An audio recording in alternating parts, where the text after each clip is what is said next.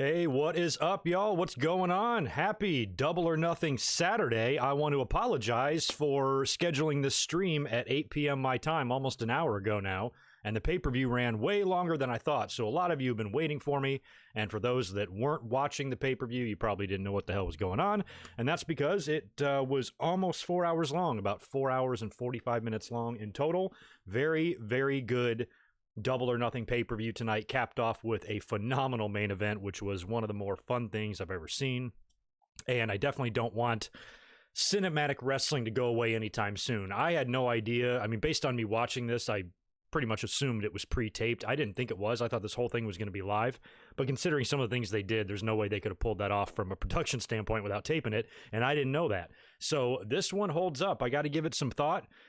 We're going to talk about the main event here later on, but since it's kind of fresh in my mind right now, I got to give it some thought and think about where it ranks. And you guys can help me out with this too in the chat, where it ranks in all of the, cinematic type of matches we've seen since the pandemic. The Boneyard match, the Funhouse match. We know it was better than Edge and Orton, but some of the better ones in WWE, do you think it tops that? Do you think it was equal to, less than, whatever? I think it was really fun. I'm not sure how high I'd put it up on the list. I got to maybe sleep on that, but this was so fun. And that's the bottom line, just fun. Because it wasn't over the top silly, although it had some super silly shit in it. It was just what wrestling is all about right now, and it's just about having fun. Not everything needs to be so damn serious, and this was really good stuff and well worth my $49.95. I don't know what you guys paid for it if you watched it, but I ordered it on BR Live and watched it that way, and I've ordered all their pay-per-views on that website, and it's been working great. So well worth my money. Money well spent. I was thoroughly entertained, and despite the fact that we're in the middle of a pandemic with no audience and wrestling is weird and life is weird, AEW continues to just write the book on this shit because the atmosphere at Daly's Place and the audience that they're using adds so much to the show. It doesn't make you forget that there's no audience there, but it's not as noticeable as it is in WWE. So I think overall, some of these matches weren't five-star classics or anything like that, but when you judge the pay-per-view as a whole, I give it a positive grade. I'm going to go B+, A-, somewhere in there. You guys can help me out in the chat. Let me know how you would grade it, and we'll get talking about it. Let me say hello to everybody first. Can you guys hear me? Yes, you can. All right, we're looking good. A lot of surprises on this show, too. As far as my predictions go, I really actually thought that I was going to go perfect. I was very confident in my predictions. I thought I had most, if not all of these matches right. I got two wrong. The only two matches I got wrong were both women's matches. Now, the women's match was kind of weird because I initially predicted Britt Baker and Chris Statlander. But then during the chat or during the stream and the podcast yesterday, the news broke that Britt was going to be replaced by Penelope Ford.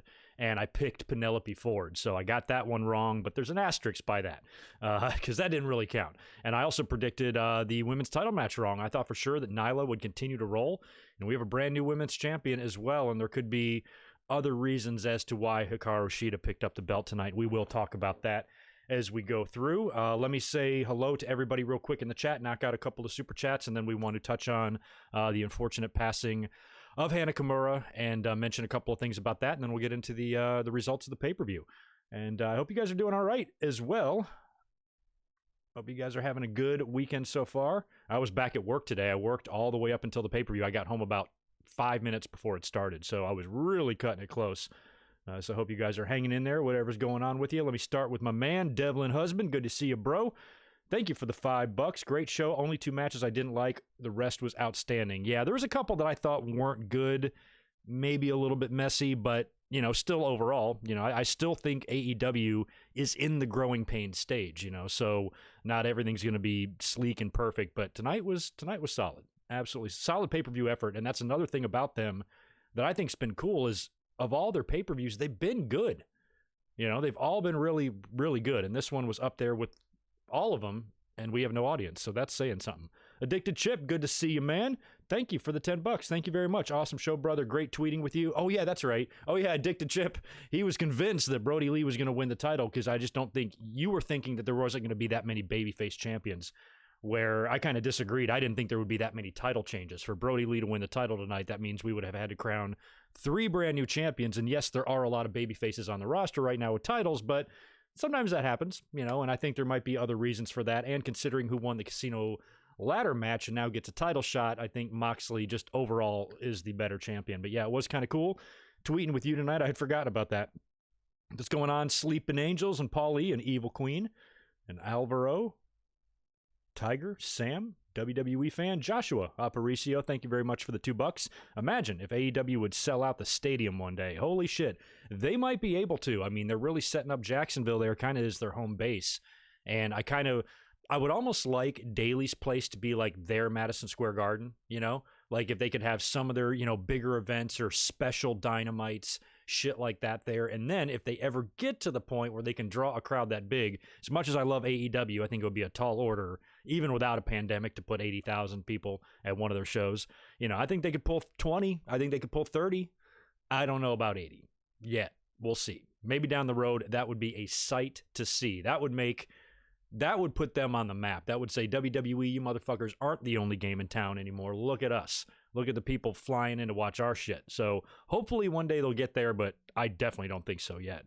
But that would be awesome. That would be awesome. Yeah, one title change, kind of.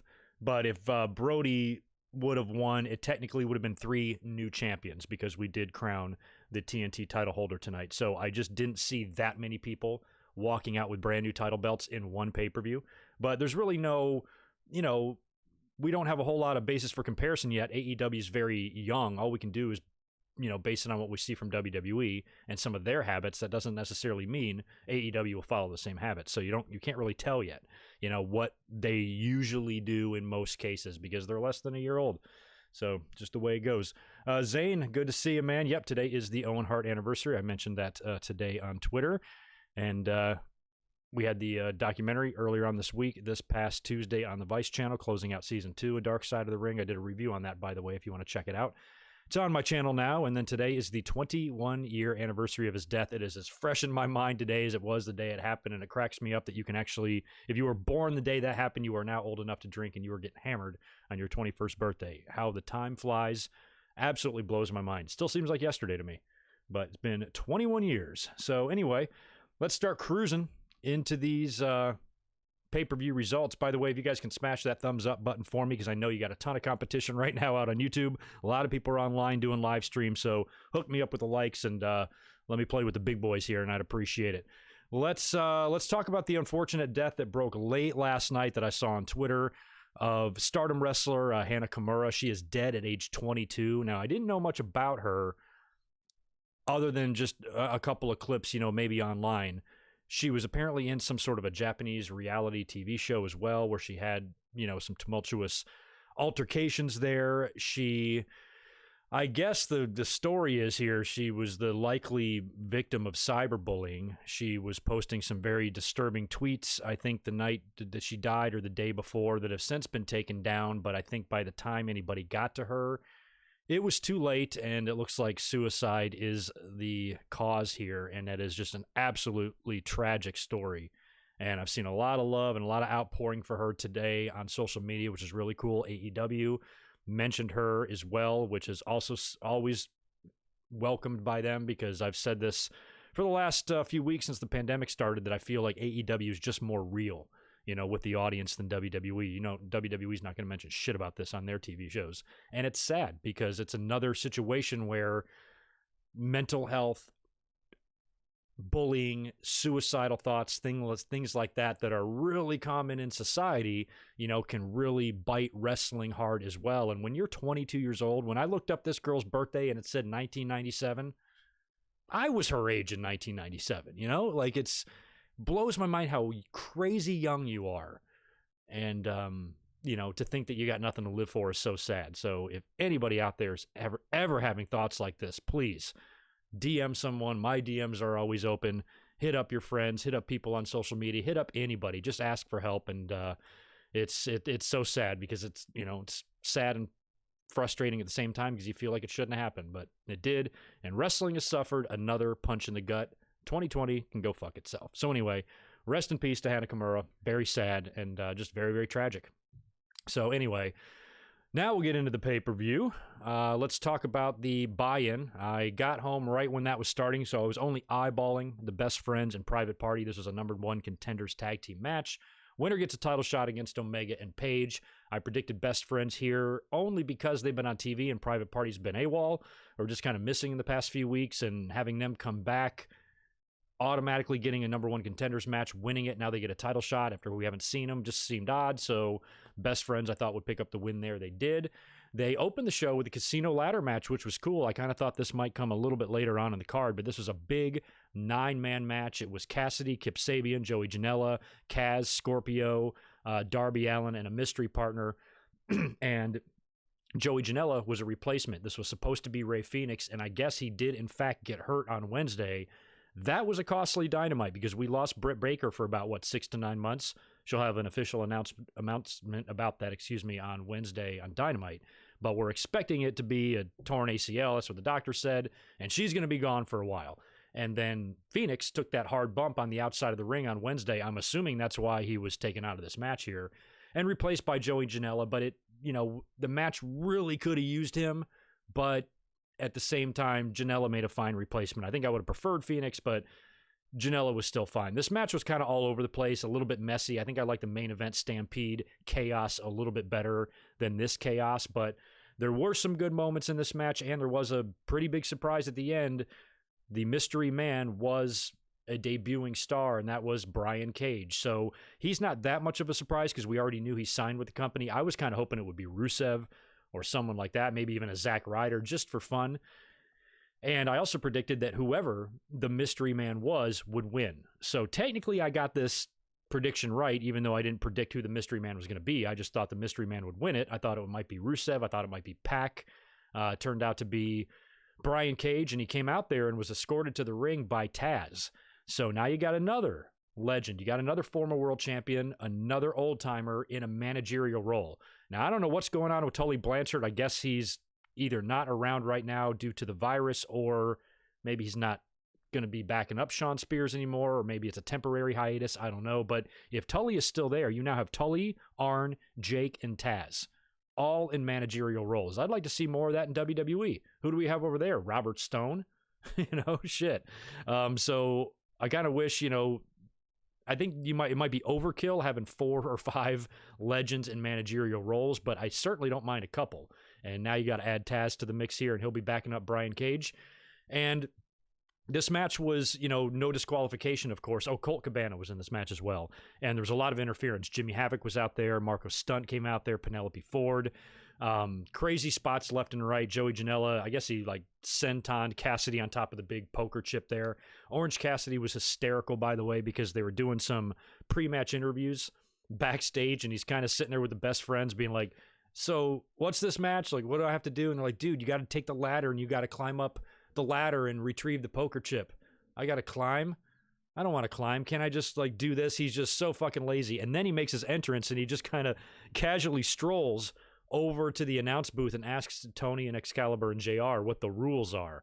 And another cool thing about this ladder match that I didn't know until the match was happening, they might have mentioned on TV, I just don't fucking listen, but there were 2-minute intervals in between contestants here. So it was like a Royal Rumble ladder match, basically a combination of the two. And I like that. You just add one more person into the fray. So I think Kaz and Scorpio started, which is kind of weird because they're both on SCU, and you'd think that since they're friends and they got 2 minutes before anybody gets out there, if they could just make some sort of an agreement, let's just climb up here and get that fucking thing, how about I let you get the poker chip, but if you win the title, I get the first shot, or some sort of compromise. Don't you think, friends? Don't you think you and one of your bros would be able to come to an understanding, even if you disagreed on who was going to get the chip? It would be in your better interest for one of you to get it than to fight a 30-minute match and let somebody else get it. So that was the only part that I thought was weird, that the friends started the match. It should have been 2 guys that weren't friends. But anyway, they didn't do anything weird anyway. They just continued to fight until I think Kip Sabian was the 3rd guy out.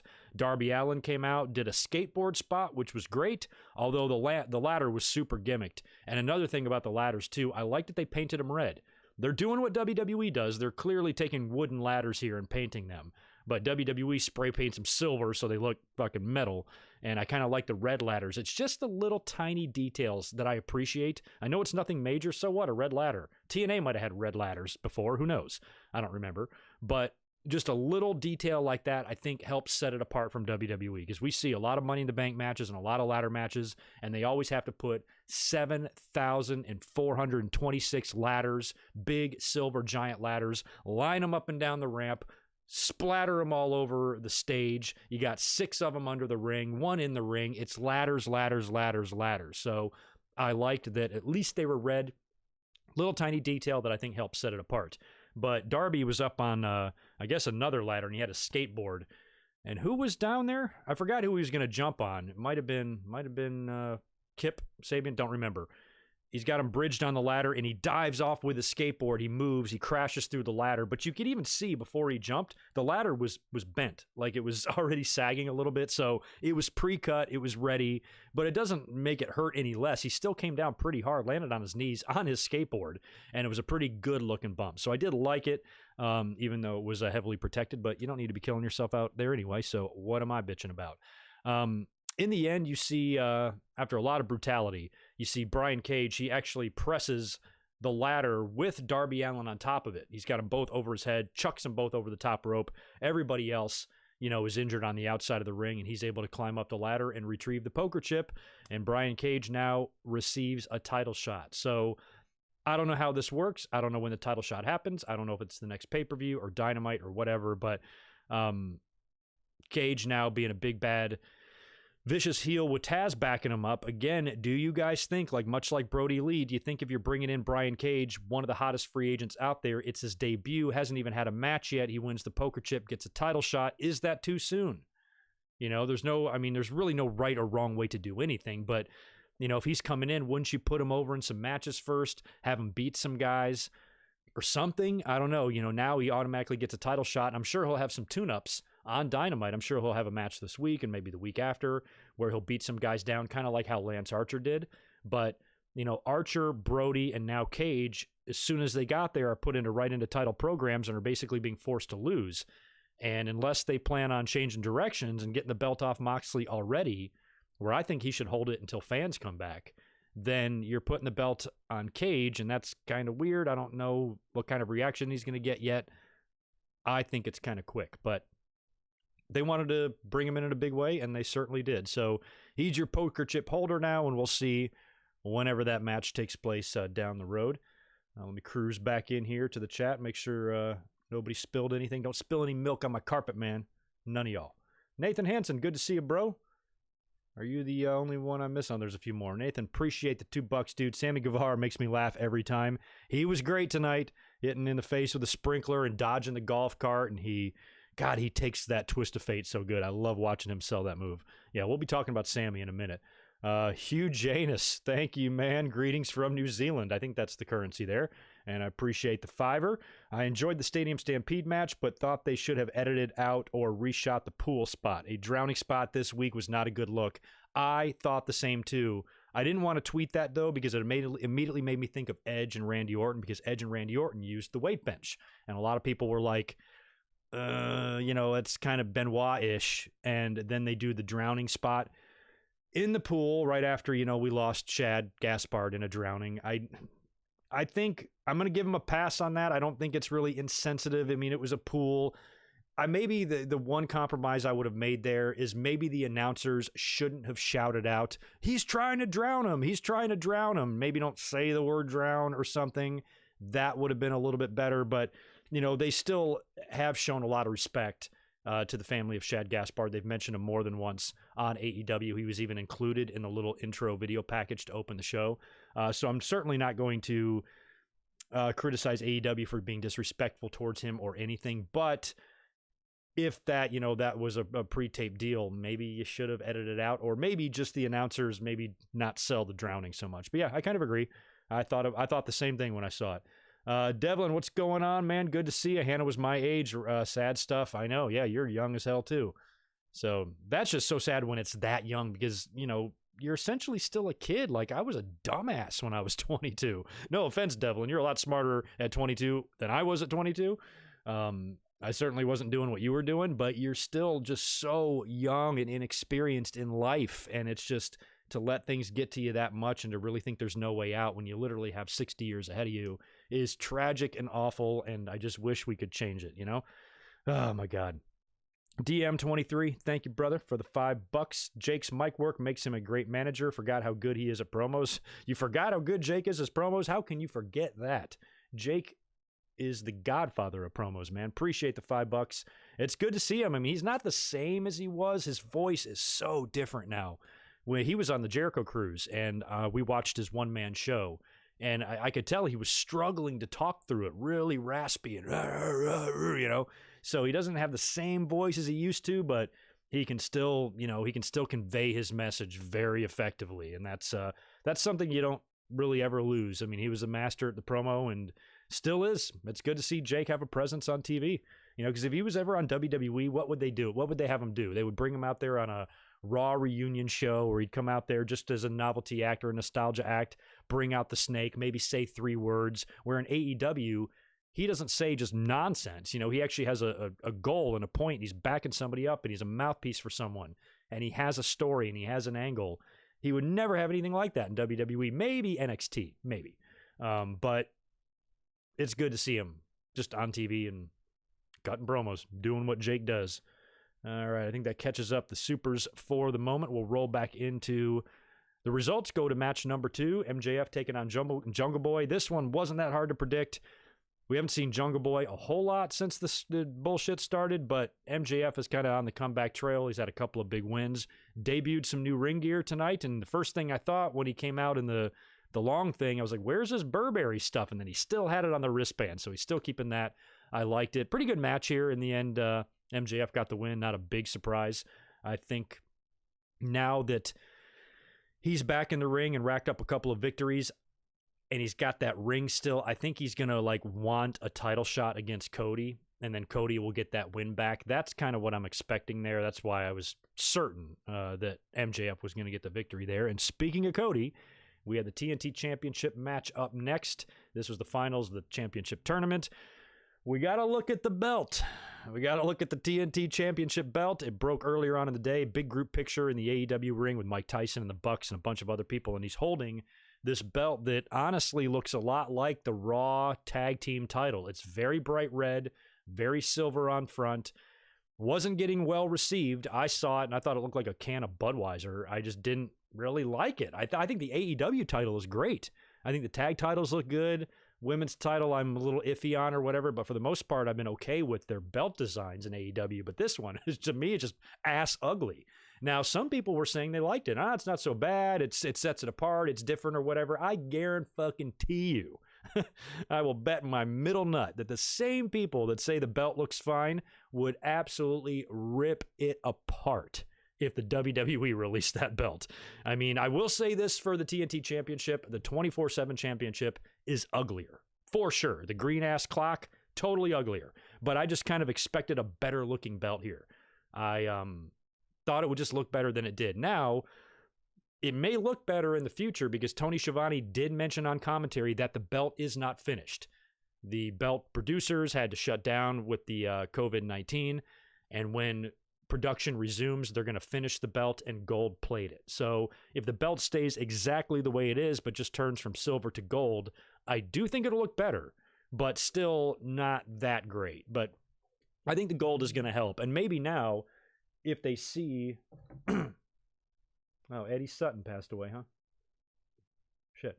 I'm hoping now that maybe if AEW sees some of the reaction to it, and they have to kind of tune up the belt anyway to make it gold, maybe they can make a couple of changes to it. I think the TNT logo is still way too big in the middle, and I do think it's weird that they're calling it the TNT Championship. Like, I understand that's their TV network, that's who's got their back. Without the TV deal, AEW's worthless, so they're very important, but who's to say they're going to be there forever? Who's to say they're not going to pack up and switch networks in 5 years, in 10 years? And then what do you do with the championship? You're going to have to rename it. It's going to be weird, but whatever. And just the big TNT logo in the middle, I just expected more. I'm not saying it's the worst belt ever or anything like that. There's plenty worse, and at the end of the day, it's a belt. I don't really give a shit.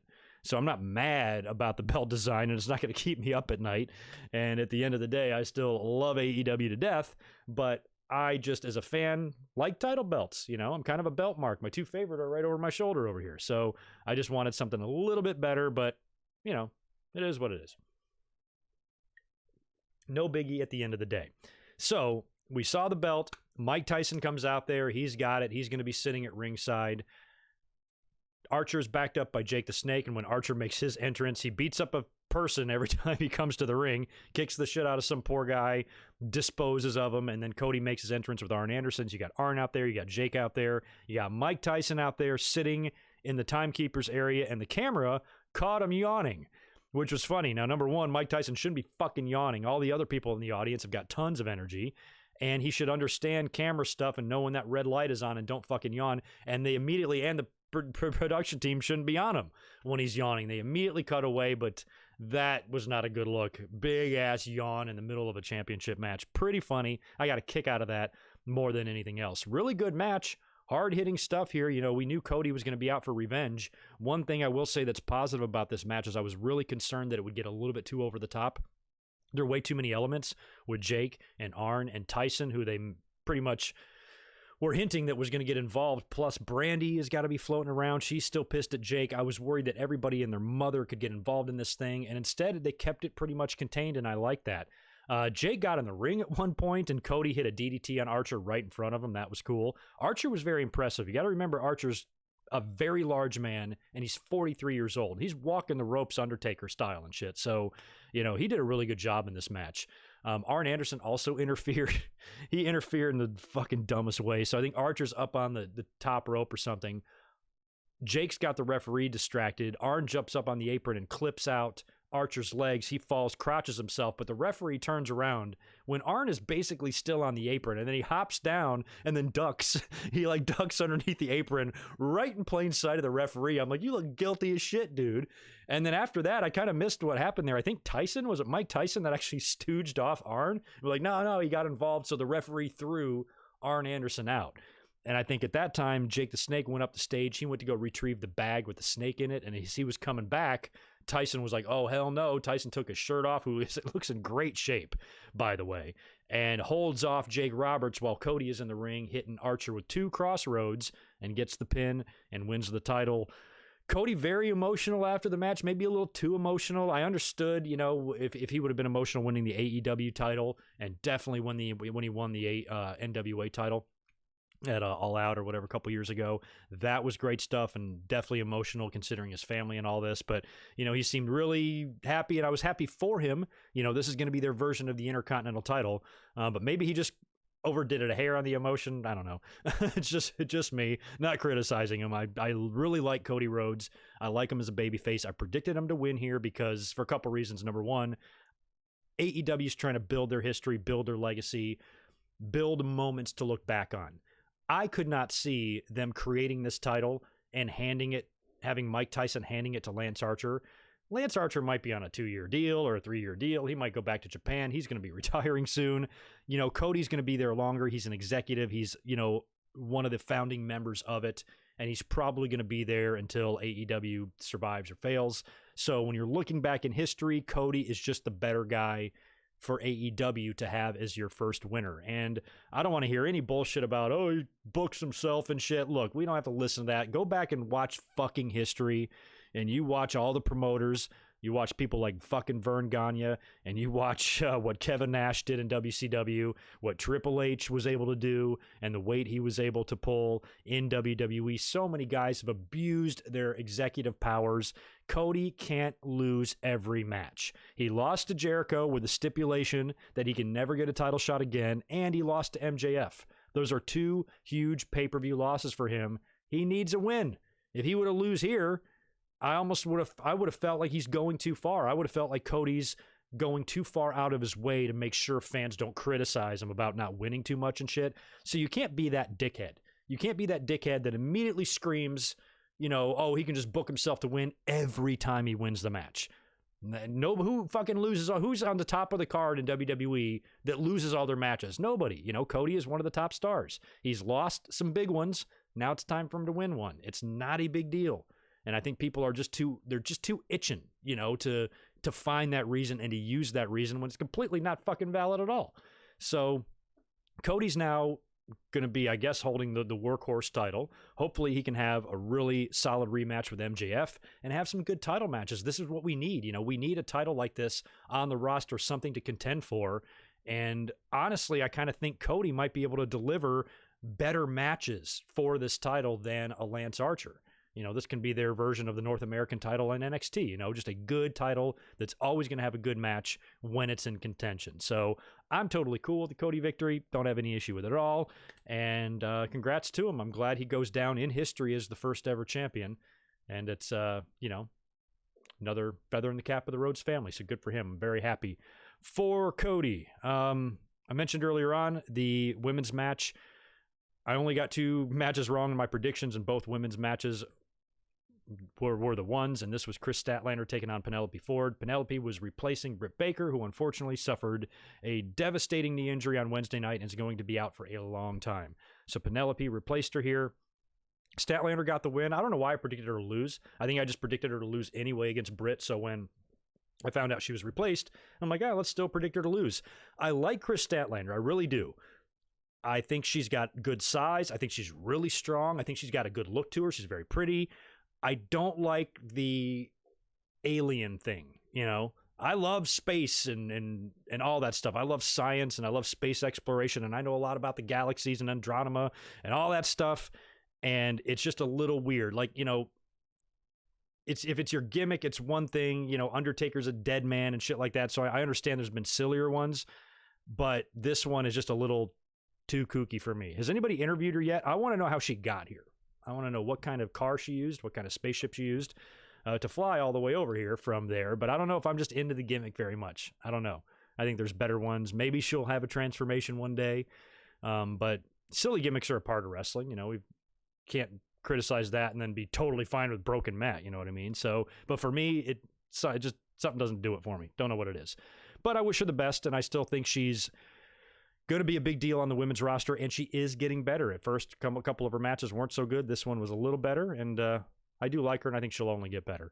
Next up, we had Shawn Spears taking on Dustin Rhodes. Now, Shawn Spears kind of created this match himself on the SSN thing on Wednesday night. He comes out at the ring here in a complete suit. He's not expecting to wrestle. He cuts a promo, I guess basically thinking that Dustin Rhodes isn't going to show up because he's retired and he's a piece of shit and he sucks and all this stuff. So he's on the mic talking smack.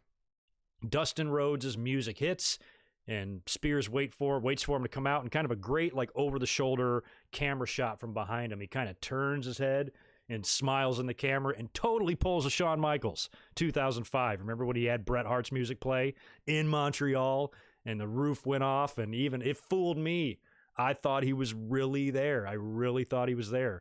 I got fooled in person, too, once. I also thought he was going to be there a couple of weeks after the screw job. I was in the audience right in the fucking front row for Raw 2 weeks after the screw job when they brought out the midget Bret. And for a second, you thought maybe Bret was going to come out and confront Shawn Michaels, but he didn't. But that was pretty funny. Shawn pulled an old trick out of the book there.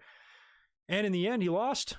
Dustin wound up showing up after Shawn Spears smiles in the camera and, is kind of laughing that he fooled everybody. Dustin's music eventually hits again. Brandy comes down the ramp, and she's by herself, and Shawn's fixated on her, and then Dustin turns up behind Shawn, attacks him, and the match is on. I'm sorry. I got this one wrong. Fuck. I was wrong. I got 3 matches wrong. My bad. Yeah, I picked this one wrong. I predicted Shawn Spears to win. And he didn't. Dustin beat him. So my bad. I completely forgot about that. Not much to say other than that. Dustin won with his finisher thing. I don't even know what it's called. Solid match. Nothing great. Probably same caliber match we would have seen on a Dynamite. And Dustin got a little bit of revenge there, which was a little bit of a surprise to me. Nyla Rose defended the AEW title against Hikaru Shida. I love Hikaru Shida. I do. And I've been watching her, and I've been liking her, and I've been thinking to myself, that girl's going to be AEW champion one day. I can feel it. But Nyla Rose just won the title, and she's kind of like a beast, you know, and she's an ass kicker, and I thought she would kind of roll. I mean, she's so dominant. She's only been beat like by Riho once and nobody else, right? So I just thought that she would be defeated one day, probably in the next few months, and it would be a huge deal, but I didn't think it would be here. What I saw happening, I always refer to this match for some reason. I don't know why. I kind of thought Hikaru Shida would put in like a Chris Benoit, Royal Rumble 2003 performance, where he went against Kurt Angle for the title. He fought his balls off. Hard, nearly had the title won a couple of times, but fell just a hair short, but eventually got his day in the sun kind of thing. So I thought Hikaru Shida would give Nyla Rose the biggest run for her money yet, impress all the fans at home, and impress the announcers. And if it would have been a situation where there was an audience there, I could see her getting a standing ovation in defeat kind of thing. That's what I thought they were going to do. And especially when she was so resilient in the match. I mean, Nyla was putting a hurting on her. She survived, table bump, kendo stick attacks, all sorts of stuff. She kept kicking out. And then in the end, when she won, I almost had to look at the screen. I'm like, was that just a 3 count? Great moment for Hikaru Shida. Celebrated. She looked weathered. She looked like she had been in a fight. It was a really good, solid women's match. Great outing for Shida. Even though I'm surprised that she won the title that quick. I'm not upset because it was a good moment for her. And maybe, it was done in partial way to, because of the death of Hana Kimura. I don't know. Some people were speculating to that on Twitter or whatever. So good for Hikaru Shida. I really like her. Glad she's the champion now. She was impressive in this, and they're going with her. So bit surprising, but I'm all for it. We'll see if she drops the belt back to Nyla, what Nyla does now. She moves on to another feud, and Hikaru works for somebody else. Don't really know, but new women's champion, and that's pretty cool. That leaves us with our final 2 double main event matches. I did not think Moxley and Brody Lee would be the main event. I was almost certain it would be the Stadium Stampede match. It was. Mox and Brody Lee were up next, and I thought this was their chance to kind of go out there and really shine as like the WWE guys, like the more TV experienced, probably of everybody on the roster, aside from Jericho, maybe a couple of others. So I thought it was their time to go out there and just have a really good, solid match, and that's what it was. It was a fight. It was a hard fight. And they beat the hell out of each other, and they were able to... It was good to see Brody Lee kind of be able to have a match like this that he really hasn't had in so long, definitely since not being in WWE. But, the feud itself, I thought, lacked a little bit leading up to this, because I was surprised that Brody is getting a title shot this quick, and I was wondering if maybe they would do some kind of a screwy finish here where Moxley wins by DQ, but Brody escapes with the title or something, and they got to do a rematch. I thought it would be something like that, sort of, but instead it was just a straight up win, clean win for Moxley. Now, they had a lot of great shit here. Good hard fighting, like I said. There was one spot near the end where they were on the rampway leading to the ring, and Moxley hit Brody with a paradigm shift. They went right through the ramp, very ECW style, crashed right through the wood. Both guys, all you see, it was pretty funny, all you see is 4 shoes sticking up through the hole, which I laughed my ass off at. In the end, Moxley gets out first. He's followed by by Brody, who is now busted open. So Brody did some blading. Don't know when the last time he did that. 12 years ago, maybe, or whatever it was. So Brody was out there having a good time. He ended up kicking out of a lot, including a paradigm shift after 1. So, much like Lance Archer, he's very, he's very tough to keep down. Moxley, after he kicked out like that, just starts teeing off on his head and just going to town. He just loses his mind, just raining blows and punching the shit out of Brody Lee, almost in frustration. Eventually, he locks him in, basically a sleeper or a rear naked choke or something, puts him down. Referee checks the arms, and he's announced as the winner via submission. So Moxley put him down, choked him right out, which is good. I'm not ready to see Moxley win the title yet, but I also thought that maybe this match should have happened 2 months from now, not now. Maybe it was slightly rushed a bit, but anyway, it looks like Moxley now with a couple of opponents. I think the issue is probably done with Brody Lee. He wasn't able to leave with the belt. I predicted last night, or speculated last night, that maybe 10 could come in, who's been sacrificed a lot by Brody Lee, and turn on him and help out Moxley or something like that. So since it was such a decisive victory, I don't see the reason to do one again. And I kind of like that. Keep the opponents fresh. Moxley worked with Hager, now Brody Lee. Now move him on to somebody else after, and hopefully they'll set up something big here at the end of the summer for Moxley. And that's when I think we could start realistically thinking about Moxley dropping the belt, would be like August, in my head. Doesn't mean it's right or wrong. I just think in my head, once we get to August, I'll start being a little bit more receptive to him winning, or losing the belt. But until then, I'm probably going to predict him to win all of his title defenses. finally, creme de la creme, the greatest match in the history of the professional wrestling business. Maybe that's an exaggeration. The Stadium Stampede match. This was amazing. The Inner Circle taking on the Elite. They had the ring set up in midfield, which I thought was really cool. They did the entrances. The Inner Circle came out first, all decked out in football jerseys and helmets. They look great. The Elite didn't have football shit on, which kind of sucked. I would have liked to see everybody in it, but I did like kind of the team mentality of the Inner Circle. That was great stuff. Adam Page rolls up in there on a horse for some reason. He starts chasing away Sammy Guevara. They disappear to the back. The fight is on. People are brawling in the ring, outside of the ring. You got 115 referees out there because the rules here are that anyone who gets pinned, the match is over. First pinfall or submission ends the match. So that could happen anywhere. It could happen in the upper deck while two people are fighting in the shitter down on the bottom floor. So you just don't know where the finish is going to happen. Lots of fun stuff at first. They're having fun all over the field. They find themselves down at the goalpost at one point, and the Young Bucks send up a ladder. I think it's Matt Jackson who climbs up to the goalpost and moonsaults onto Sammy Guevara and Nick and Chris Jericho. That was a great spot. Paige, they show Paige still trotting around on the horse out there, and Sammy had gotten away from him, I guess, but he's still on his horse.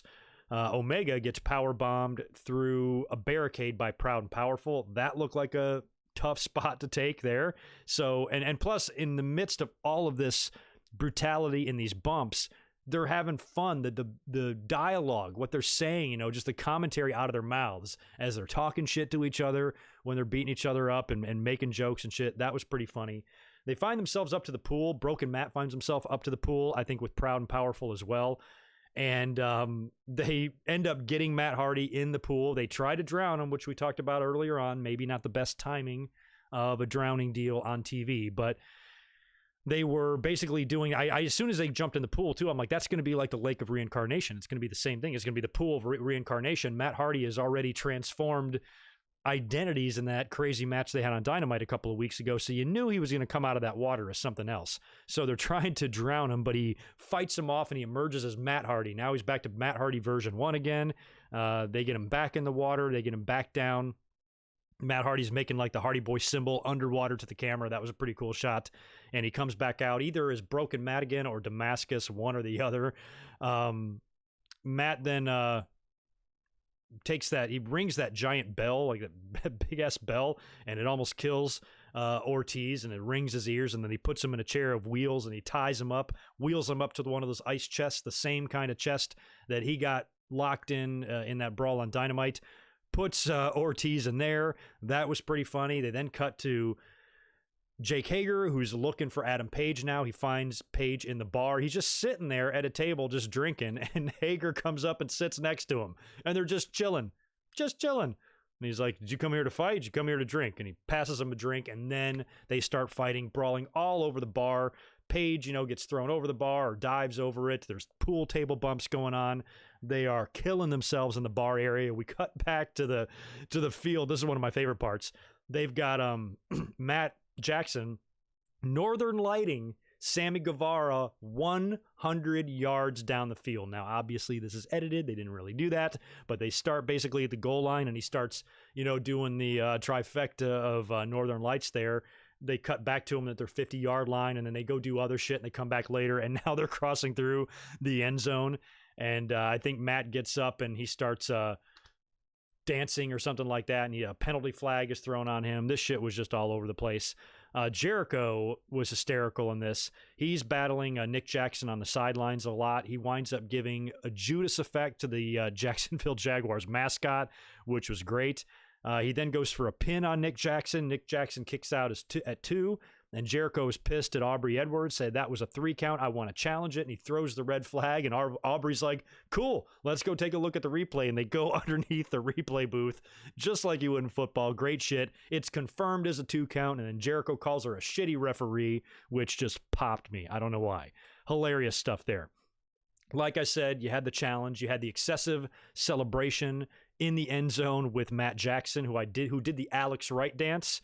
Children, Google that, WCW Alex Wright, and watch the dance and get back to me. He did that, and the referees threw the flag, 15-yard penalty for excessive celebration. That cracked me up. Nick Jackson wound up splashing Chris Jericho through a table at one point. Sammy Guevara's like sleeping in the field, and the sprinklers go off on his face, wakes him up, and then he looks around to see that he's the only one standing, so he thinks he wins. And that's when Matt Hardy and Kenny Omega reappear, this time on the golf cart way off in the distance, and Sammy's standing there, and they do a repeat of Dynamite where they're chasing him down with Kenny hanging out the side and Matt hanging out the side and his hair flowing in the wind. Great shit. Sammy runs his nuts off all the way to the end zone and is able to escape by hopping over the wall, which was funny shit. Eventually, Kenny Omega catches up to him, grabs him. They're up in the seats, kind of over top of one of those entrance ramps, I think, where, you know, like the players come out. And there is a clear crash pad there, fucking giant air mattress that was really easy to notice. But he hits a giant one-winged angel onto Sammy Guevara from the seats onto the big pile of wood crash pad there on the floor, and that was the finish. Pinned him 1, 2, 3, and the Elite wins the Stadium Stampede match. I did not even come close to doing that match justice, because everything I mentioned here, there was like 10 times more shit than that.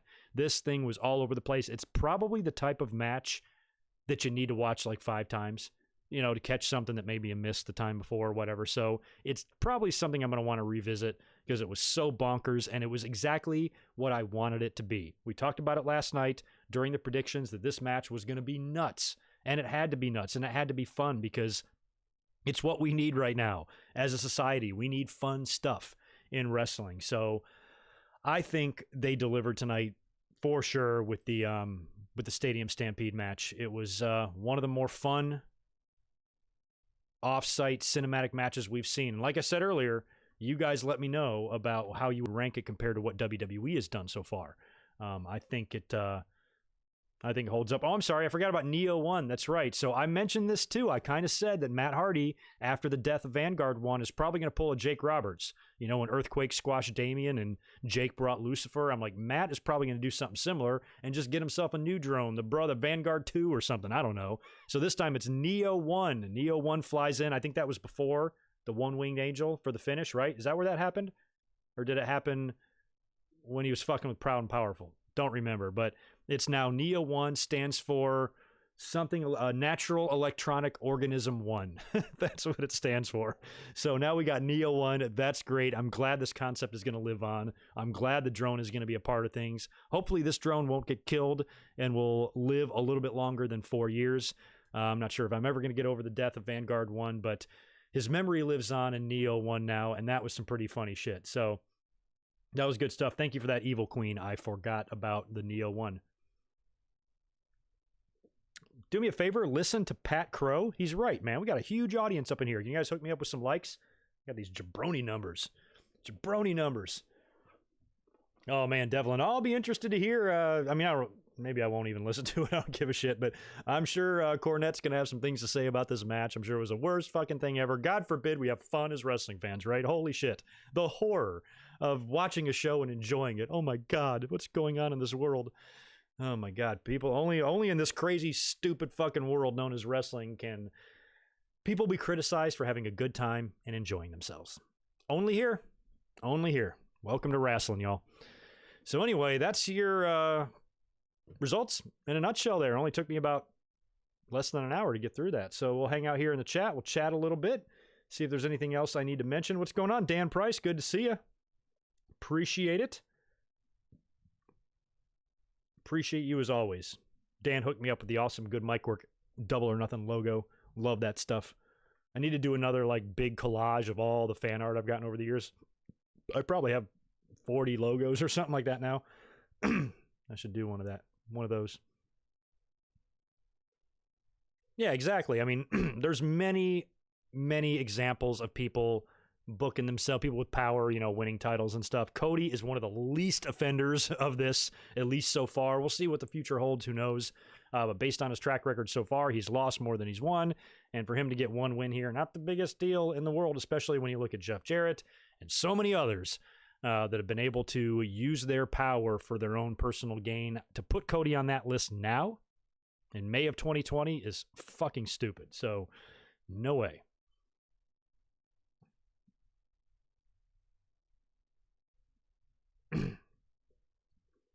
Yeah, exactly. I mean, if Cody, people want to say Cody is selfish and is just going to book himself to win all the time, he already would have done that. He got a title shot. Don't forget, he would have beat Jericho if that's really the way he was. So you can't have it both ways. Some people are just too quick to criticize. They're looking for anything, and sometimes they don't even think about what the hell they're saying. Yeah. I just don't like it when being a self-centered, ignorant asshole overtakes logic and common sense, Seems to happen a lot.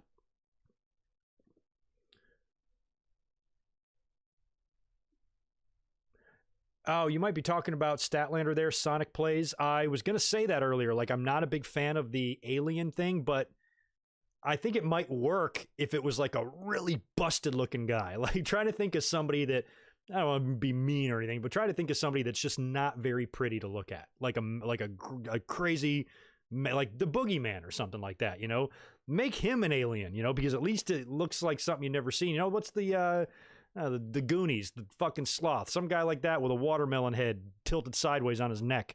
Get somebody like that to be the alien, not Chris Statlander, who just looks like a regular old girl that you'd run into at the supermarket. So, and plus it's weird, but a lot of gimmicks are weird and a lot of gimmicks start out weird.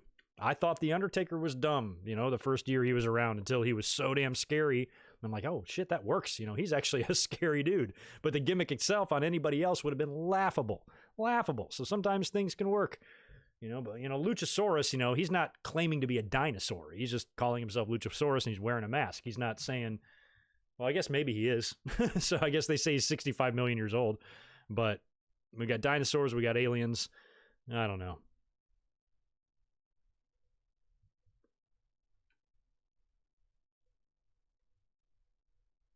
Yeah, I kind of agree too. The Dark Order stuff is confusing me. I thought for sure Christopher Daniels was going to be a part of that, man. I thought he was going to be the Exalted One or at least turn heel. I think Daniels, he's 50 years old and, he's entertaining. I like him in SCU as a babyface and everything. He's cool and stuff, but I think he offers a lot. That Fallen Angel gimmick and stuff, I think he could resurrect that now where you need to be focused probably more on gimmick than ring work when you're 50 years old.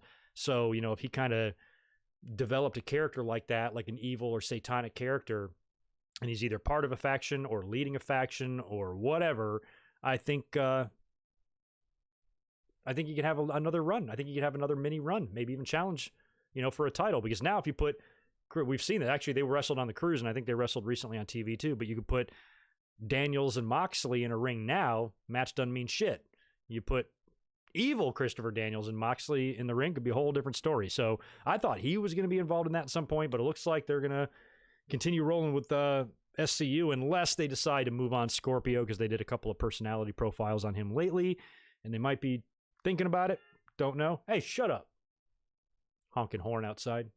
Don't they know I'm podcasting? How Wheezy? Good to see you, man. Very good to see you. Thanks for the $2. Were you a fan of the Mr. Hughes character? No. I'm never a fan, and I'm not a fan of IRS either. I cannot believe those fuckers are wrestling in a button-down shirt and suspenders and slacks. Blew my mind.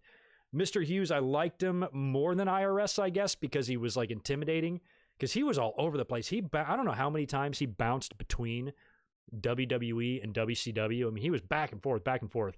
And I remember the first time I saw him was not in WWE. I think it was in WCW.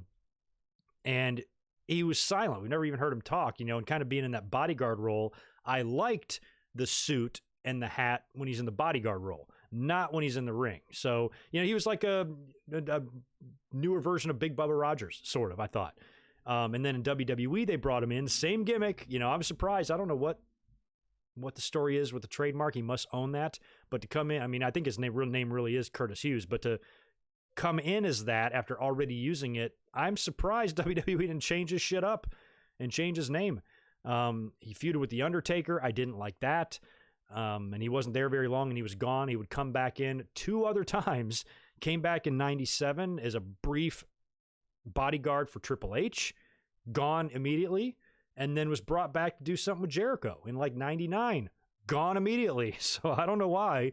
Never worked out for the guy. Nothing against him. I don't dislike Curtis Hughes at all. I was just never really a fan of the character. You've met him, right? I'm almost certain you've met him. But if you're listening, Mr. Hughes, no offense. I just don't know how you wrestle in that shit. Aren't you hot? Jesus. Statlander reminds you of Max Moon. Kind of see that. Female Max Moon. I see a lot of comparisons sometimes in female wrestlers. Of course, I don't have any off the top of my head right now. But sometimes I'll see a woman wrestler and I'm like, she reminds me of so-and-so back in the day. And I know I've had some examples of that lately, but I can't think of them. Huh. Oh my God. Yeah, Mantar. Yeah, that's the thing. Some of those gimmicks, like what the fuck were they thinking? Yeah, Mantar was just silly. I remember, man, Mantar debuted, or maybe it wasn't his debut. The first time I ever saw Mantar was on the Action Zone. Another underrated show. Maybe not underrated, but I have good memories of it. I loved the Action Zone when Pettengill and Hayes, or Doc Hendricks, hosted it together in the studio. I just loved that setting. I didn't really like it in the early days where it was just like an arena show. And you had like Jim Ross on commentary. I really liked it when you had Todd and Doc together. I don't know why. It was corny. It was cheesy. Looking back now, I don't know what the fuck I was thinking, but I just always used to like it and watch it. And I have them all on my, my Wrestling Connect collection. I have almost all those episodes. And I like to go back and watch them sometimes. Good old Action Zone. I think that came on. It was definitely USA Network. I think maybe Sunday mornings, 10 a.m., noon, something like that. It was a morning show.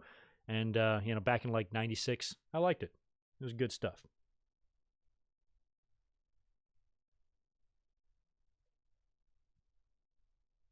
Cornette, I think, did manage Mantar on his debut, but he didn't stick with him long. The Mantar shit didn't last, but anyway, can't say enough good things about Double or Nothing here. Like, let me just kind of analyze these matches here.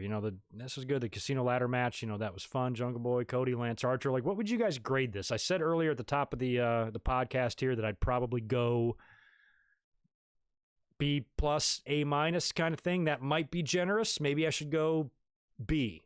I don't know, but I'm gonna go. I think maybe B plus, maybe B plus, maybe A minus. What do you guys think? I definitely think it gets a good grade regardless, and even up until the main event, Hikaru Shida winning was a pretty big deal. Brian Cage's debut was cool, but I think maybe it fell a little flatter than they wanted.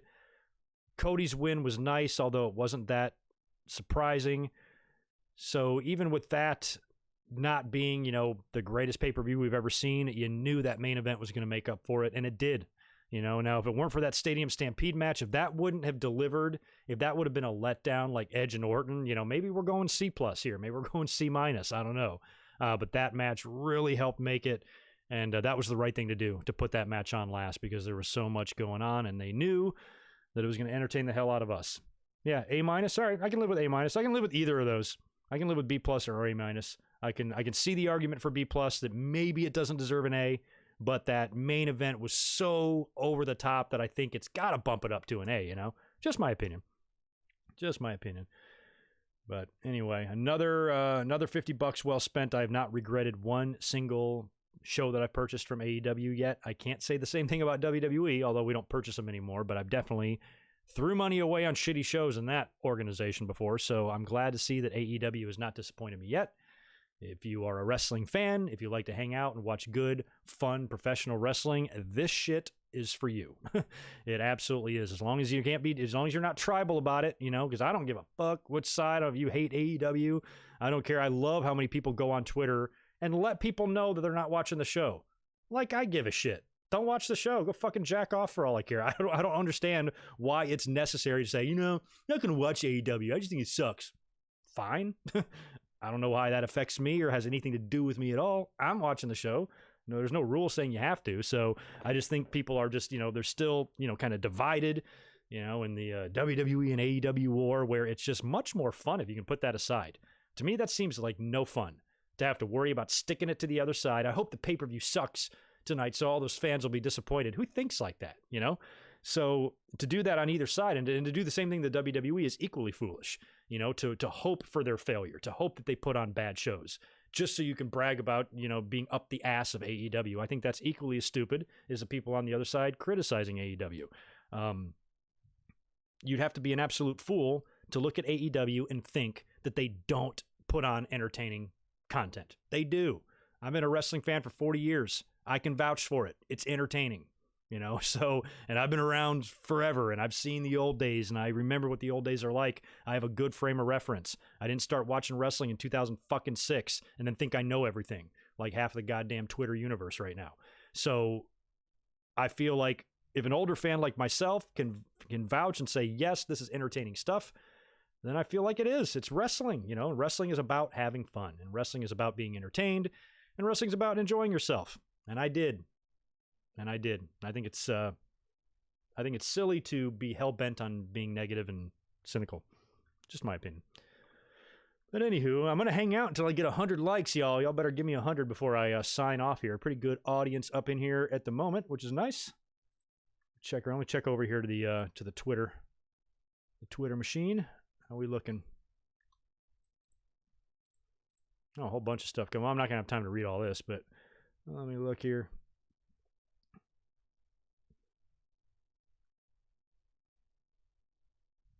Huh. That's fine. I hope they don't think I'm serious there. So earlier on, Brian Alvarez, right during the entrances of the ladder match, right before the final person was coming out, literally like a minute before, he tweets, he goes, "Quick, who is the mystery competitor?" And then Taz comes out with Brian Cage, and then Brian, as he's coming through the rampway, he grabs one of the ladders and he breaks it apart or whatever. So I wrote as a response, I said, I think there's a pretty good chance that it will be Brian Cage. He'll probably come out with Taz. And if I was Cage, I would break a ladder to intimidate everyone. And people are laughing their ass off about it. One guy was like, damn, you nailed that prediction. I hope he knows I was kidding. And I cheated. Oh, there's Sammy Guevara tweeting the replay of the big one-winged angel bump to end the match. I mean, they floated on that thing. I got to stop criticizing. I'm not saying these wrestlers should kill each other and land on the concrete, but that was literally a giant pillow. WWE has crash pads all the time, and the fans are always so quick to point it out. I mean, hey, be safe. There's no reason to take any sort of insane bump there. So I'm glad they used a crash pad. I just wish it was a little bit less obvious than it was.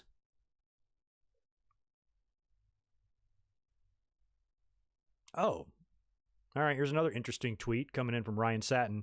Tony Khan refers to Britt Baker, Ray Phoenix injuries as huge curveballs that were thrown at them this week. Says they believe Britt will be out 6 to 8 weeks. That's a lot less time than I thought. I thought this was an ACL type of deal. Isn't that what the doctor was talking about on the pay-per-view tonight? Wasn't he saying she had tears and shit in there? Okay, maybe not. That's awesome news. If she's out 2 months, hell yeah. Ooh, that's a relief. That's a big relief. I was thinking it was months. Unless that's a typo, unless he meant to put months and he put weeks instead. I don't know. Either way, happy.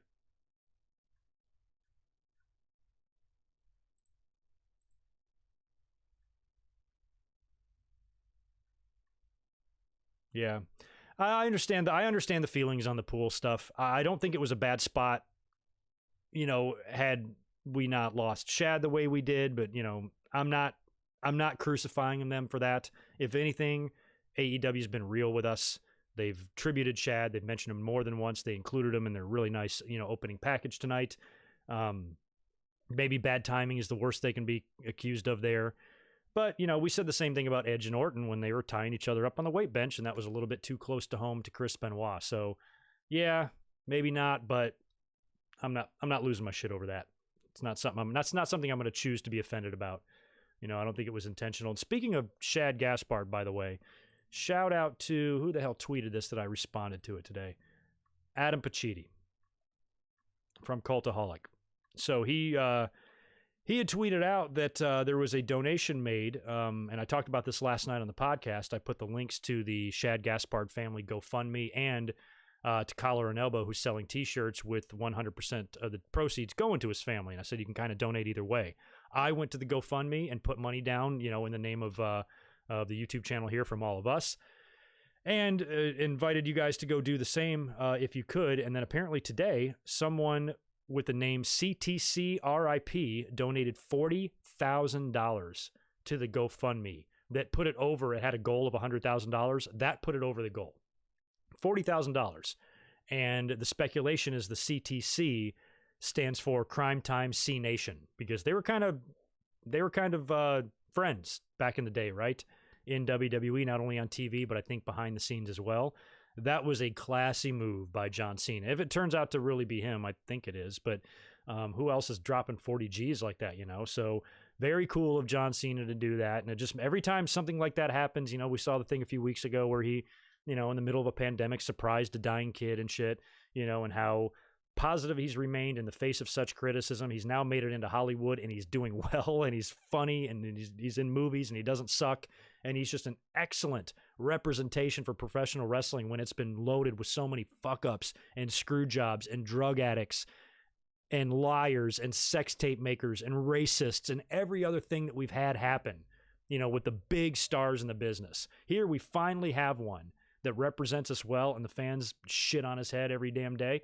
And it just always still makes me laugh how horrible people were to him. People were assholes, all because he won a match. You know, they try to play it off. Well, I don't really have a problem with him. It's just that he win. Now, bullshit. You wanted him to die. You said he sucked. You said WWE would be better, you know, once he was gone, and all that stuff. You were so unbelievably over the top, offensive with, you know, comments on him. And I always just laughed at how silly people can be, you know, how their own personal, selfish professional wrestling preferences overtake common sense, and they're not able to understand. Every time I saw somebody criticize him, I don't understand. How do you not understand?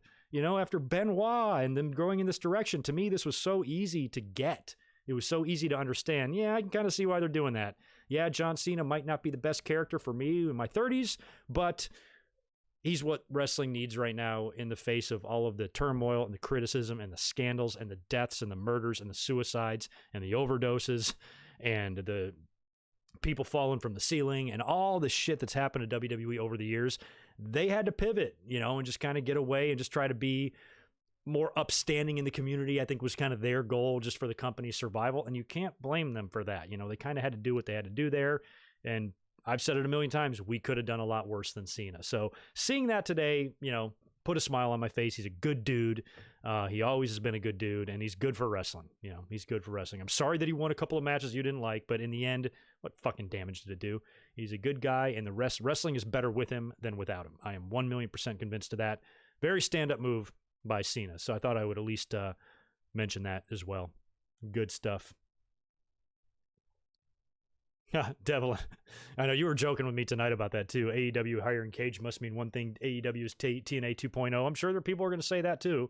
But, you know, if there's a big free agent out there, grab them. You know, there's not many to get. You know, before this pandemic, WWE was hoarding talent like a psycho. Now it's not quite like that, but there's very few big, you know, bright stars to really pick from, because WWE is going out there and just signing everybody. So when you can get somebody, you should get them. And I'm hoping we'll see EC3, Rusev, The Revival, maybe Gallows and Anderson. Gallows and Anderson might head off to TNA, actually. But, you know, bring a few of those in. I got no problem with that. Got no problem with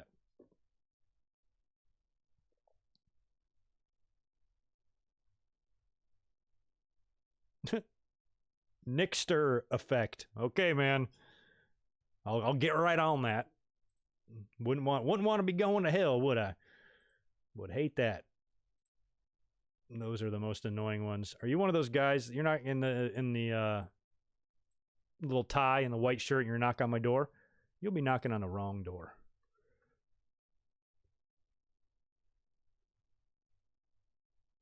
Oh, that's another thing I want to mention. Thank you for that, Prince66. I only saw that today about Kurt Angle. Kurt Angle's going to be on NXT this week. So he was recently released in the big, you know, batch of releases, and now he's kind of being brought back. I guess it's a per deal type of thing. Don't know what he's there to do in NXT. I just saw that he's appearing there, so that's good. You know, Angle was another one of those guys. It was released, but, you know, if this passes, you know, he'll probably always continue to do stuff in WWE. Plus, they might want to keep him close to home with, you know, Mike Tyson being announced for Double or Nothing tonight. Maybe they don't want to have him go over to AEW, so they might want to reel him back in.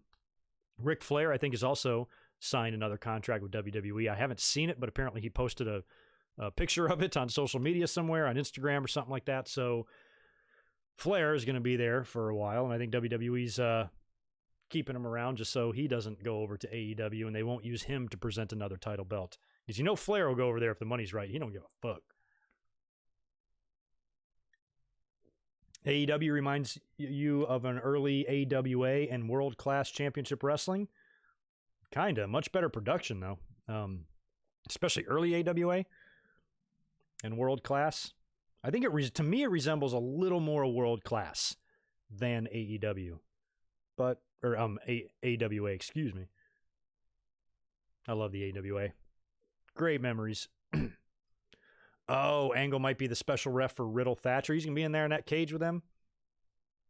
Might be good. I'm down with that.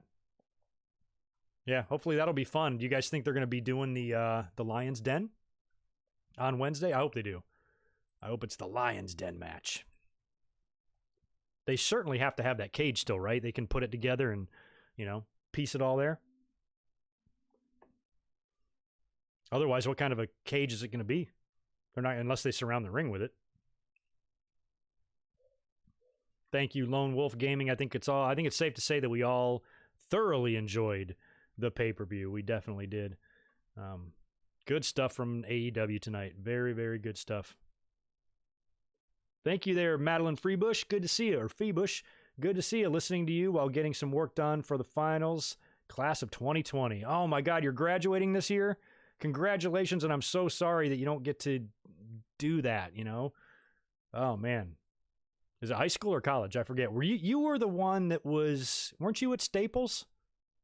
Didn't you DM me? You were on the other side of the arena or something like that? Would have been nice to meet you. But, yeah, that's a shame. I'm sorry that that's kind of ruined for you. I do think about people that are in school, whether it's college or high school.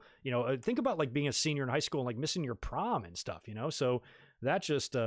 that blows for a lot of people that have big things planned. Imagine if you're planning a wedding, it's wedding season, May and June and all that stuff. Probably a lot of people planning on getting married and stuff like that. And I guess now maybe it could still theoretically happen because places are starting to reopen, but it's all just screwed up, man. And school's no different.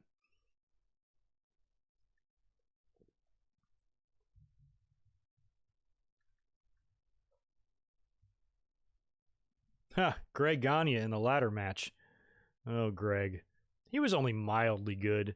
I think Vern would have liked to make him champ, but he had some good matches when he tagged with Brunzell. But world champ, hell no.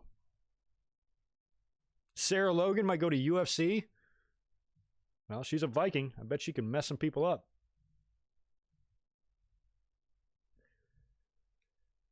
Yeah, off leather wings. I know it's submission or KO for Riddle and Thatcher, so that's why I'm thinking they might resurrect that old Lion's Den cage. Although last time they used it, Owen was in it, right?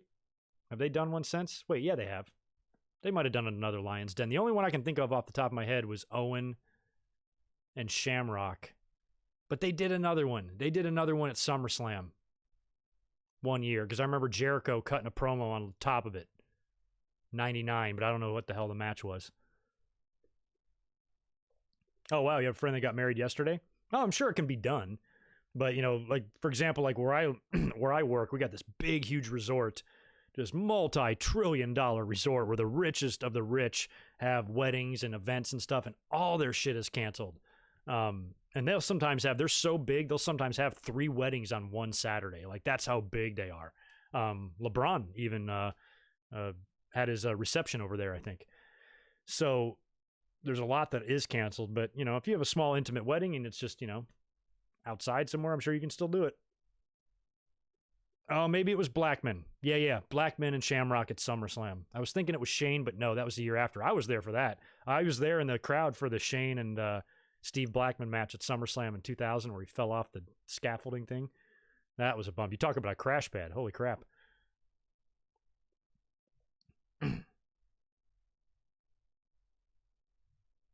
Oh, wow. Nice, Madeline. All right. Well, congrats on the high school. You're going to Penn State? Holy crap. I've been up to that campus before. I was the best man at a wedding up there. And my buddy got married, and he was marrying a girl that was very close with Joe Paterno. He was even invited to the wedding. He didn't come, but he did send a gift and a card. And they had the whole wedding on Penn State. And I've been up there a lot, right around Scranton. Girl, if you're from OC and you're going to Scranton, it's culture shock. It's going to be different, but it's going to be good. Penn State's a fun school. Go to football games. You'll have a blast. Good luck, man. Sorry I didn't get to meet you at Staples when we were there for the first SmackDown. But good to see you, and good luck, man.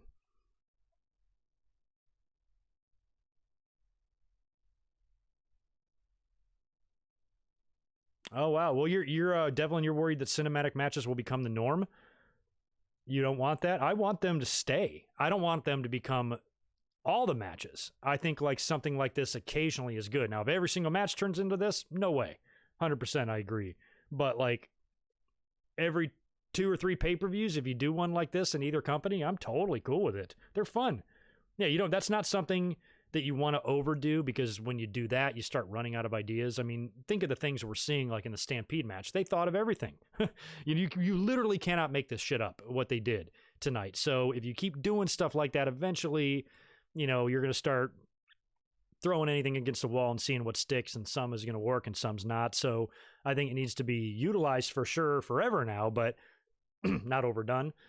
AEW, I think, won't overdo it. WWE, that's another story, though. They tend to overdo everything. So, yeah, we'll see. I don't mind them sticking around for the long term and indefinitely, but I also don't want it to be happening all the time on all the shows. That would be way too much.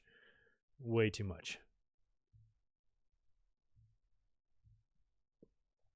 Yeah, Mike Witt, I mean, that's pretty much the most basic and easiest way to describe John Cena, because as much as I've defended him over the years, I feel the exact same way. I never once doubted or argued that the character was for somebody like me, is for adult. Of course it's not for me, but I'm just not a selfish piece of shit, and not everything I see on TV has to be for me. That get off of my TV type of stuff. I'm like, what kind of fucking universe are you in? You're the only one there? You're the only one that matters? So I was more thinking long-term, the overall business survival as a whole. And even though the product at the time isn't really catering to a person like me, it's still catering to a big audience. And in the grand scheme of things, I care more about wrestling in general than I do my own little personal preferences, depending on whatever age I happen to be. Everybody is so goddamn self-centered. If you're 25 years old, you think everything should be geared towards a 25-year-old. Well, what about the 8-year-olds? They don't count? So I think that when WWE went in that direction, it was like, okay, it's not going to be as fun for me to watch Raw on Monday nights anymore, but the business will survive. So I'm willing to make that sacrifice kind of thing. I just basically understood why they did that, is all I was saying. Never once said John was the greatest character ever. Never once said he was the greatest wrestler ever, even though he was nominated for Match of the Year every single damn year he wrestled in that company, at least once. I never believed any of that. Cena wasn't for me. Cena wasn't brought in to entertain me. I just looked at the bigger picture. And a lot of fans, especially at that time, had no concept and had no ability to look at the bigger picture, because they were all in their own heads and what they wanted, and just don't think that way. I just felt like at the time I thought differently, because I had seen so much of the hell that was going on in wrestling. You think about a champion like Shawn Michaels, who was just a disgrace when he was champion. He's carrying their trophy. He was the man carrying the flag, and he is a drunk, pilled out fuck getting beat up by Marines in bars, treating everybody like crap, yelling at Vader in matches, being a douchebag behind the scenes, threatening to get people fired, and constantly under the influence of stuff, So when Cena came around, I'm like, we've had worse. So it just never really bothered me. I just always thought the fans were just a little bit, just really irrational in the whole thing, Nowadays, though, WWE wants to make me throw up with some of the stuff they do. But, back then, in order for the business to survive and not be completely dragged and ruined in the media, I'm surprised WWE is even, I guess technically they deserve a little bit of credit for this. I'm surprised they've built themselves up this big after tragedy and after just every single, what's it called? Controversy that they've had, every single scandal. And they go all the way back. to the 70s, and then to the Jimmy Snuka thing, and then the molestation of ring boys, and then the steroid stuff, and then the screw job, and then Owen Hart, and then Chris Benoit. I mean, and then sprinkled across all of that is all of these needless early deaths that raise a flag that wrestlers are dying at a greater rate than policemen. What the fuck? So the fact that they were able to weather that storm and now build themselves up to where they have the market cornered on wrestling. They have expanded. They are across all networks. They've got Fox and USA. They've got a $1 billion deal with Saudi Arabia. They have more money coming into that company than they have ever had in their lives. They've got movie studios now. They're heavily involved in charity. You know, they have celebrities involved in every single thing they do. Everybody knows what the WWE is. And there was a time 20 years ago where I didn't think the company might even survive based on some of the things that were happening. So it's pretty amazing what they've accomplished, you know, since kind of changing their philosophy on how they entertain people.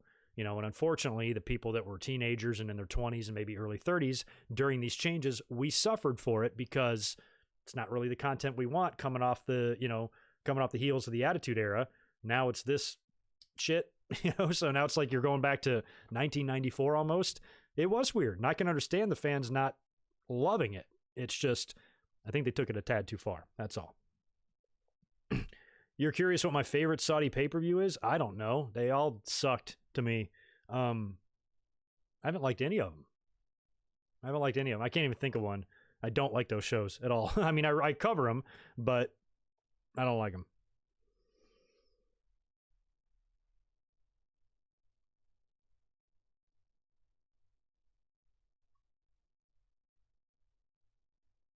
Yeah, and I've said that too. You know, that's the thing, Devlin. I mean, you're 13 or 14. That's the age, you know. I was full of P&V at that age too. You know, I wanted to grow up fast, and, you know, I had my first beer at 13 and thought I was such an adult and stuff. So yeah, having some guy acting like Barney out there would probably be a little bit annoying to a fan like that. But I've always said that too. I've maintained that ever since I started doing these commentaries. I'm like, there's going to come a time where they might not admit it, and at least you do, Devlin. That's why I got to give you props. I don't think other people are going to be that big. I think a lot of people are going to not want to admit it, but in their head, they're going to know they were a douchebag. In their head, they're going to know they were unreasonable and were crude and cruel and just not good to him, you know? So, and I said, you know, one day he'll go into the Hall of Fame and he's going to be beloved. His name will be, they might chant Cena sucks, but they're going to do it the same way they do Kurt Angle when they sing Kurt Angle sucks. They're saying it, but it means they love you, kind of thing. So I fully expect one day for the fans to come around, and everybody does, you know, everybody deserves to have their minds changed. You know what kind of a crazy idiot I was 25 years ago? When I was a teenager, I thought I knew everything, you know, and I can think of plenty of things that I thought as a teenager that was dumb. And I look back on now and I'm like, I was stupid. So the wrestling fans will come to that same conclusion. They will. Unfortunately, you know, when I started doing the commentaries 10 years ago, it's just going to take 10 years for me to be proved right. Now I feel like we're here, and I'm kind of like, see, I told you in my very first commentary that I'm not stupid, and I know what I'm talking about. So I feel like a little bit vindicated because I knew this was going to happen. I knew that John Cena was just, he's not perfect. He shouldn't have won us all the matches he did and all that stuff, but he wasn't the Hitler that people were making him out to be, and people will change their tune on him. And I think they did. For the most part. I mean, he's definitely a little bit more accepted now. People don't really lose their shit when he's on TV. And hell, even now, if he wins a match, I don't think people would like freak. I think they'd be like, it's cool. So people are coming around. I knew they would.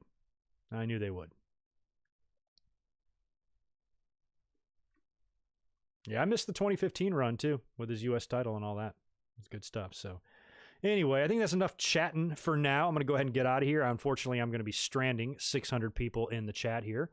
But I appreciate you guys hanging out with me tonight and reviewing this pay-per-view. It was fun. It was a blast. I think I'm going to go ahead and settle on an A- final grade for this because it was just a great, great show with a great main event. So let me know what you think of this in the comments below. If you want to shoot me your thoughts over on Twitter, you can do so at GoodMicWork.